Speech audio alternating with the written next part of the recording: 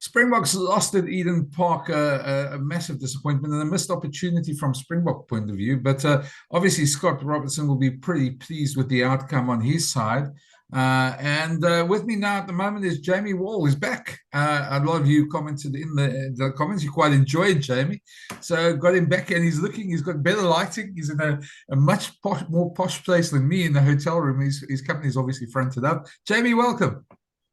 Yes, kia ora, Brendan. Good evening from New Zealand. Good morning back in South Africa. And I just want to say thanks very much for all the love that people showed on the YouTube feed. I don't usually read comments because I've said and written a few things that have meant that a lot of those comments aren't very nice. But actually, my partner jumped on because my mother-in-law had sent the recording to her. And both of them were really impressed with all the comments. So thank you very much. I really appreciate it. But let me say the feeling's very mutual, very mutual.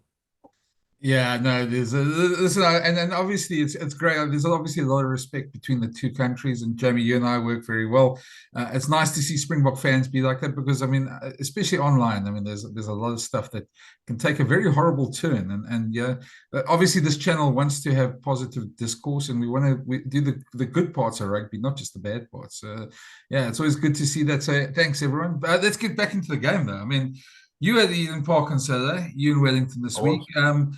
The the Boks had a horrible opening 30. Probably everything that could go wrong went wrong for them. And we sort of feel a sense of disappointment, a great fight back, but it almost felt like, yeah, that was South Africa 10 years ago where they fight back in the latter stages against the All Blacks but lose badly. And yeah, you always think what could have been. Just what is the view there from yourself and from your Kiwi colleagues and the public around there? Yeah, it was. It's definitely a very satisfying, being treated as a very satisfying one here in New Zealand, specifically because of the hype that was built up around it. Obviously, something that you guys know full well about over there in South Africa, because this game has been getting talked about for like a year now. Uh, Also because of what was riding on it. And it was kind of seen as the biggest point in not just Scott Robertson, but the entire coaching group, All Black coaching group's journey so far. And the prevailing feeling was, well, you've got this streak for what it's worth at Eden Park. You've got the world champions coming to town. You know, it's a battle between the top ranked teams. I think if the Springboks had won, they would have gone number one in the world. I think. And then after all of that, the most emotional part of it, which was Adi Savia's 100th test. And of course, you always want to win those ones for a player that can make it that far because, obviously only the best players get to play 100 tests. So you have all of these things, these narratives, threads leading into this game. And it's like, well, if they can't do it now, when are they going to be able to do it? When are they going to be able to perform under pressure? Because if you can't do it, especially considering you have this advantage of playing at a place where they never lose, in front of their own home crowd. Everything was kind of like that was all hyped up and the tension was there, but the odds were still kind of stacked in their favor. So it's being treated as a little bit of a turning point. This is, of course, by All Black fans who, if the All Blacks go and lose this weekend, it'll be a big complete calamity and will wipe out anything good that happened the week before.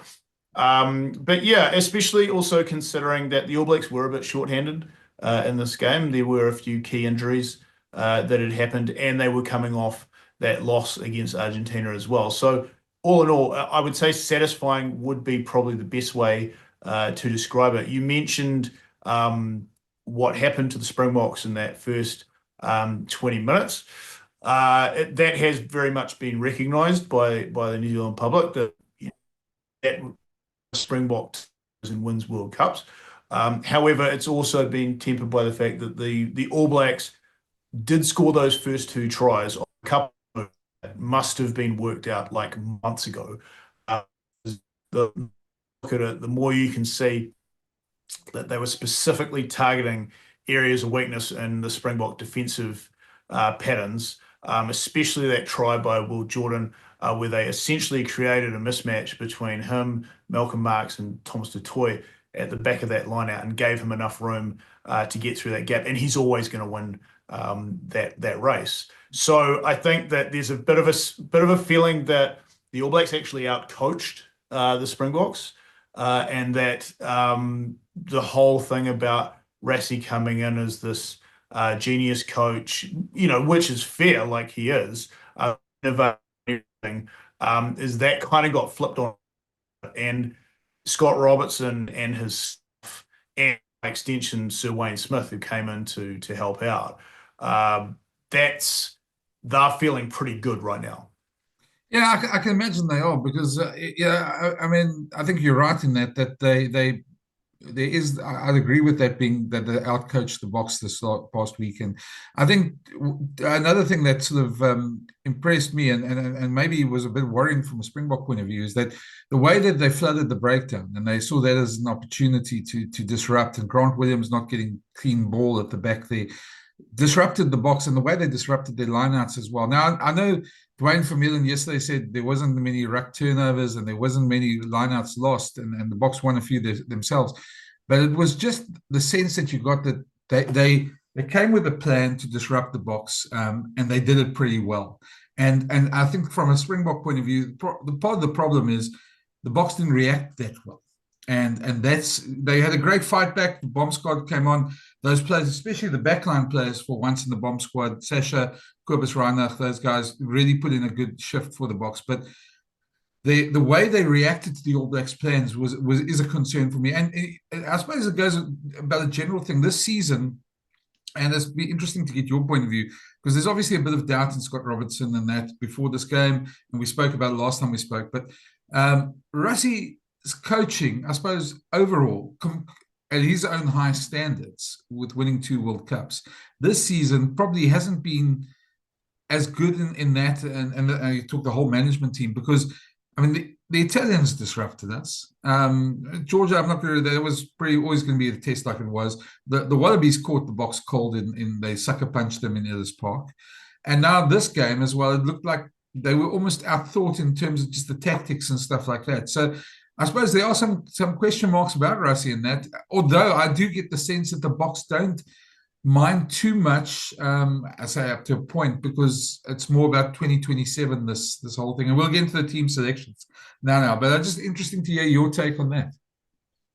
Yeah, I think that's fair. And I think that by naming early in the was of kind of just cutting off the conversation about the last game and getting everyone talking about the next one, which I think was pretty clever on his part, because of course he's made all those changes too. But it's meant that all of the conversation has been around, oh my goodness, he's really swung the axe here. And so, the result and the way that the Springboks played is already yesterday's news. If I were a Springbok fan, I mean, looking at it with my New Zealand lens on, this is one where the coach really kind of has to answer some questions about coming in, because you're right, they got worked out. All it really took was Wallace Satiti coming through the line out and just creating that doubt in Grant Williams' mind, enough that by the time he was getting an attacking line out and he was getting off the top ball, he was so shit scared of Satiti coming through, he just dropped it cold and he wasn't even getting pressured. Same with that midfield line out move that we've seen a bit. Yeah. What it took was Tupou Vai having to think about it and just come through, get around the other side and either hold that guy up or force a knock on. And that's exactly what happened. And then it just felt like there was kind of no plan B from the Springboks. Yes, there were a lot of mistakes. It's really, really hard to enact. And when the ball keeps getting turned over, you talked about the breakdown. That is a very good All Black loose forward trio that was doing all the work in there. I think we talked about Simon Parker the last time. I think you guys probably found out why he's been picked. He's here to make those big hits and have the rest of them and Tupou Vai, who was essentially playing as a loose forward anyway, get in there and do the work. And they were so effective straight away that I think it gave the referee like the picture of, well, this is the way it's going to be. This is how fast these guys are going to get over the ball. So I'm going to play it accordingly. Otherwise, I'm going to be blowing my whistle all night. And I think he was pretty consistent. I don't think he got everything right, but really, like in that, it was that first half an hour, a very like performance, which is we're going to take the game away from you before you even know what's happened and force you to climb uphill to come get us. And it's something we haven't really seen from the All Blacks consistently over the last 5 years or so. It's something that we grew up watching the All Blacks. Is like this is kind of what we expect out of you every single time, and it's really like reassuring to see them actually be able to do it. Now we just need to see them do it week in, week out. So then it puts the fear of God into teams when they face the All Blacks. Like, this is what's going to happen to us in the first half an hour. And if we miss one tackle, we're done. Yeah, no, look, I mean, let's just address the ref. You mentioned them there. I know there's been a lot of discourse online and things like that, but Twitter is a terrible thing, and I think as well as I do. I hate these rate the refs and player ratings things. I know they're immensely popular with fans, but I think they sometimes it's so clouded by emotion that you don't. And I've been just as guilty, I suppose, as well at times. But to me, the whole thing, I thought he was okay. I didn't think he did anything horribly wrong. He wasn't Bryce Lawrence 2011 or who was it, Wayne Barnes 2007. It wasn't that sort of performance. But it was in the. I think the Springboks can feel a bit aggrieved to some of the decisions late in the game when they were chasing the game, where the All Blacks slowed down their rucks pretty quickly and there was players lying over and they got away with it, and you get away with what you get away with. But yeah, I think this whole thing about blaming the ref, South Africans need to move on from that, because there's going to be times it's going to go for you and times it's going to go against you. And I mean, Jamie, you've written books about All Black clashes. I mean, you talk to some of the old timers, they'll start bringing up referee stories from the '76 tour and things like that. And that's not what you want to remember after a game. You want to remember an epic battle. Now, to me, the All Blacks outthought the Springboks, especially in that first 30. Everything that went wrong went wrong. Springboks had a great fight back, but you don't give All Blacks 14 points, especially at Eden Park, and then expect to win a game. So there's very few, even the worst All Black teams over the years probably still would have eked out a victory. And then you're chasing a game, and then most teams will employ a trick or two, that's maybe a bit on the border or illegal, and they'll get away with it because the other team's chasing the game. So this ref stuff to me is a bit overboard at times, and we spoke before the time. I don't think it should be an issue in these type of games anyway. If I can just add one more thing about the officiating, though, we can talk about the ref and we can debate some of his calls, but it was very refreshing to see a game with, firstly, no cards at all. And I think, we were a little bit aggrieved to that. It was Quagga, but that was. Sorry, Quagga Smith did get, but there was a game. It was a game with no foul play stuff. Yeah, no foul play, and an incident that could have been a card with Eben Etzebeth on Damien McKenzie. That the referee made a call in real time that no, there was nothing. Actually, it kind of looked bad because his feet went up in the air, but he let him down safely and it was resolved sort of straight away, which was nice. And there was really I don't think there was any interjection at all from the TMO, which was, it's something we do want to see. Well, there's games where we see way too much of a TMO, and it sort of frustrates people. But this was when I think. Look, at the end of the day, if you just look at the rugby part of it, I mean, we can complain about a decision here and there, and that's always going to happen. But I think it's one of those where at least there's nothing too controversial. So, and Cole Dixon is over the years has been one of the better referees on the circuit, and we got to remember that as well. So, Jamie, but let's turn to this week's game, because I mean, as you say, Rassie changed the conversation. He brought in this very young, exciting backline. I don't think. I mean, we had a chat with Nick Mallett the other day and before it, and we sort of tried to predict what the team was going to be. It was about half an hour before the team was named, and none of us could predict that he was going to do this. He certainly surprised all of us. And I'm sure he surprised you guys as well. And I mean, when last did you see a team without Evan Etzebeth? When last without Jesse Creel, Damon Delenda? There's Andre Pollard's been in and out with the other Flavs, but I mean, it's just, yeah, I think we're all a bit stunned. Yeah. It's interesting because I mean, if an All Black team did this, it's unprecedented. Like there hasn't this wouldn't have ever happened before, especially replacing the guy who captained the team the week before and dropping him completely out of the squad. That's a new one. I think though that the changes that have been made, from my knowledge at least, and talking to some of the other South African pundits about this, is that it it's a the backline makes sense. Especially Williams had a very good game. Reinhardt did, so that makes Yeah, sense. You mentioned Pollard and Sasha and Mane Libbok have kind of been used as horses for courses, yeah, if I'm getting that right. So again, that makes sense. And there's your most important part of the back line.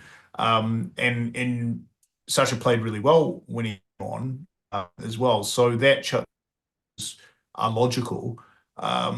Didn't really get to see much of Ethan Hooker. I got to interview him after the game, and he was extremely pissed off because he hadn't touched the ball and had made a tackle. And you've got Kanan Moody moving in, who I thought was probably one of the better ones. The yeah, bar was pretty low. And Fussy at fullback, who is a proven performer at test level. So I think like while the changes have been made, this is more of a test of Rassi's depth that he's accumulated, and whether you can just actually just do this yeah, and switch out a whole bunch of guys for like, because it feels like the like for like replacements. There's no really outstanding player in the guys that have been replaced. All of the ones that have could make a pretty good selection case against the guys that have come in, if you know what I mean.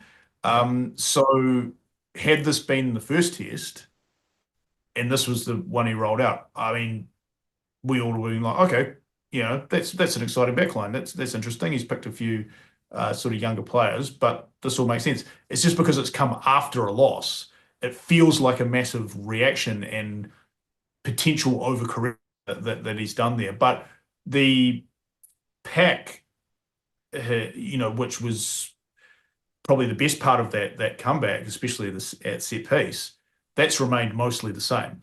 And I think that's probably what the All Blacks are as concerned about as being able to defend against a line that they don't know an awful lot about. Played against them before. Nations. Yeah, I think from this side, I mean, the surprise, I mean, other than obviously Etzebeth, because you just think he'd play all the big games. So, and I know they're trying to manage him through to 2027, and that's understandable. But the same with Peter Stephen Seal, although they've already missed tests in this season already. So, that the loose trio looks a lot more with Jasper back. It looks a lot more balanced in terms of their strengths. Locks a bit light because it's 2-5 locks that are there, so that's maybe missing a bit of grunt there. But I mean, yeah, I'm sure both of them, put in a big workload. The thing that surprised me was when Wilco Low came on. I mean, he Tamati, he had him for breakfast in the first scrum, and then it stabilized a bit in the second scrum. But certainly that psychological advantage of that big scrum that he came on the first time, I would have thought he might have started. So I'm not quite sure of that. The backline to me, it is the most exciting attacking backline, and probably very much a Tony Ball backline, to simplify it like that. But I think we got so used to Jesse Creel being such a big factor in the defense and defensive captain that defensively this could be a team that could either score 50 points or concede 50 points. And I think if we had done it any other game, I think there wouldn't be so many eyebrows raised, because Rassie has changed the team around a lot in the other tests. But for the second one in New Zealand, but it's after the loss. It feels a bit weird doing that. But then again, if you've got these players in the squad, they've got to be able to play anyway. It was just quite a radical shift straight after the loss. And I sort of wonder, I wouldn't ever say there's a Springbok thing of saying maybe sacrificing a test, but sometimes we know coaches do things that pay off later on. Bloemfontein, when they played a totally second string team against Wales and lost the game by 1 point 3 years ago, that sort of thing, that paid off in 2023. So maybe this is that sort of thinking behind it. But certainly Wellington's a place that the Boks will do a lot better at anyway. They like Wellington, even though a lot of this backline has never probably played there. Well, a lot of the backline doesn't even been week. I know Ethan, that was his first time here. Yeah, we did ask Rassie about that. Dwayne Vermeulen as well, who in both of those, the win and the draw in 2018 and 2019, like, is this a place you'd like coming back to? But their response was like, it was a while ago now. We can't get caught up in the kind of like the venue thing because we didn't do it with Eden Park, or we tried not to with Eden Park, so why would we do it the other way around? I think that's fair. I mean, you've got to remember that like the time they played here was 6 years ago. There's not much left of that team, especially now that Eben Etzebeth's been dropped as well. So the kind of core of that, I think like what Khaleesi would be, and Peter Steff would, and Malcolm Marx maybe. So I mean, there's a few, but I don't think their team talk's going to revolve around like this us and we need to go out and like we feel comfortable here. Because I mean, the other thing is there's going to be a lot less Springbok supporters at this game. Last for a while there at kickoff, it felt like the All Black fans were going to be outnumbered by the amount of South Africans who were based in Auckland who showed up in real numbers, and it was great, by the way. But there's certainly at this one. There's also the conditions to factor in as well. Wellington's obviously famously windy. It's been blowing. It's been blowing pretty hard since we've got here, and I don't think that's going to change for the weekend. So if teams are going to be box kicking again, which I feel like they will be, then that's going to be a factor in the whole game as well. So it might just come down to, who can make better use of the wind, because it's going to be one of those nights, I think. Yeah, and that's a key thing for the Springboks, because Sasha, for all his talent and for everything, probably the one criticism you can probably level at him as a youngster is that he probably hasn't got the Handré Pollard level of controlling a game and kicking to the corners and things like that. So that'll be a test for him as well. JB, I'm not gonna take much more of your time up. I'm not going to ask you for a prediction because I think you'll obviously want the All Blacks to win, and we'll obviously want the Boks to win, and those things normally don't turn out the way we think it's going to turn out anyway. So, what I'm going to last question I'll ask you rather is, what would a 2-0 mean for the All Blacks management if they get the 2-0 over the Boks? Well, I will say predictions usually turn out well for me when the All Blacks are playing at Eden Park, because we've been doing that since 1994. But no, that's a really good question, because I really feel like the All Black coaching staff were definitely out of their honeymoon period coming into the season, where it was like, okay, we need you to be an All Black team now. Like the bedding in process is done. You've got all the players that you wanted. You're coming off a really successful season that brought up a whole bunch of really a lot of talent for you to choose from, which he has. I think he could be doing a little bit more. Hopefully, we're going to see a bit of that in the All election tomorrow, because there are going to be a couple of injury enforced changes there, which is not near as exciting as Boks that much, but they need a new winger. Interesting to see where they go with Caleb or Leroy Carter or Lester Whanganuku, who's been far back on system. So that's quite interesting. And if they do, whoever they go with on that, and then they do win, it's going to prove what they're doing is right and that they know best. Because there's one thing that an All Black coach needs to be able to do is prove that he knows better than all of the people out there who are trying to give him advice. And if he can, and he can turn around and go, well, I was right, wasn't I? Then that's how this coaching regime needs to be seen going forward. It's still a very big year, don't get me wrong. Like this is, but these two tests have been really like, you know, underlined ever since is like this is why they call them tests because we're going to know something about this All Black team and this All Black staff when they're done, whatever the results are. I feel like they're going to win. And now we can probably move back to a more traditional style of critiquing the All Blacks, where it's about how they're winning, and it's a prize. Are you getting the selections right? So you should be scoring more tries, that sort of thing. So that's what New Zealanders want to be at. That's the level we want to be at in terms of criticism. I know it sounds a little bit kind of egotistic and everything, but this is the All Blacks we feel as though we're entitled to. Yeah, no, I mean, look, South Africans are very much the same. I mean, we one loss, and we also feel like the world is ending because everything else that's bad in the country suddenly pops up and makes itself known. When the Springboks are winning, you don't see that at all. The one bad thing for Russia and them though is if they do lose this one, it's 3 losses out of 4 in the Rugby Championship, and it's going to be interesting to see what the public reaction is if that happens. I don't think Rassie will care too much. I think he's probably got too much credit with the Springbok supporters. But it will certainly put a bit of pressure ahead of those 2 Argentinian games, which can be tricky as well. You guys know just as well as we do. They can be quite tricky. So, yeah, it's going to be interesting. But Jamie, thanks, man, for your time and everything. And I don't know how far you are from Courtney Place, but try stay away from that place. It's got a rather bad vibe. Thank you, Brendan. It's always awesome to talk to you. And once again, thanks to all the people out there. I just want to end on one thing.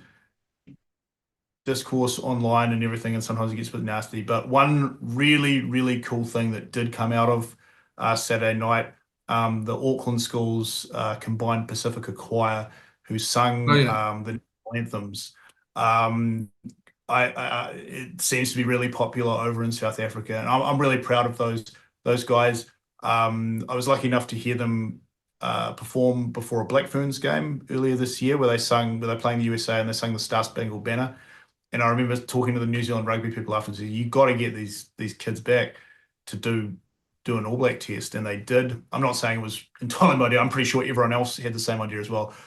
So really that moment that kind of brought everyone together on TV, and it's gone. And just show the relationship that exists between the All Blacks, the Springboks, New Zealand, South Africa, and our rugby communities. Yeah, and just on that, anything I can really add is that it's just so refreshing not to see some wannabe pop star. And I don't mean any respect to those people who have sung the anthem, but it's become a trend in rugby across the world that you have some wannabes pop stars singing at it there. And it was nice to see that again because it brought back some of the traditions as well, which is great. Jamie, thanks for everything. We're going to sign off. We'll chat to you after this. Maybe talk to you if you guys are a bit after this game, a bit worried about that Bledisloe record next. But let's leave that for the next chat. All right, Brendan. Thanks very much, mate. Cheers.